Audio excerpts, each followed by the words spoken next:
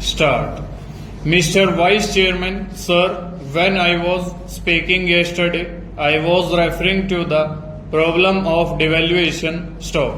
I said that devaluation of the rupee had not been done after careful consideration, that the government had not learnt any lesson from the past when the nation went in for devaluation not once but more than once stop. Out of ignorance and thoughtlessness, the government has resorted to devaluation stop. The foreign exchange position has not improved stanza. The main purpose of the devaluation was to bring about adjustment in the exchange rate stop. The main intention was to increase exports and decrease imports stop. The main consideration was to bridge the gap in the balance of payments position stop. The main objective was not realized and it will not be realized stanza. It was done at the behest of the World Bank and the International Monetary Fund stop. Sir, devaluation is a very serious matter stop. Its consequences are serious stop if it is undertaken thoughtlessly or in a hurry. It may destroy the very economic system and dislocate our monetary fabric stop.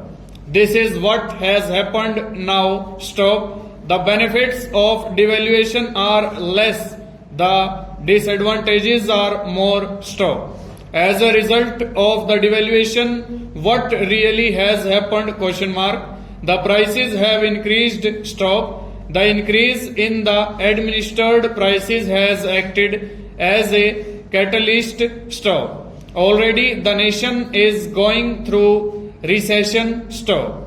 Food production is in the negative stop. Industrial production has almost registered a zero rate of growth, whereas money supply is increasing fast stop. The government had undertaken devaluation at this juncture stanza. The non-plan expenditure has been growing alarmingly stop. There is wastage, there is misdirection of resources to which I referred yesterday stop. It requires proper pruning and chopping in many areas stop. For instance, on government staff alone, we are paying rupees 12,000 crores every year, which constitutes 10% of our governmental expenditure stop. There are 40 lakh employees and it is said that 50,000 posts can be abolished straight away without affecting adversely the efficiency of the government stop. On the contrary, the efficiency might improve stop. Sir, we have borrowed money in the past also, but never had the World Bank and the International Monetary Fund dared to impose such conditionalities stop.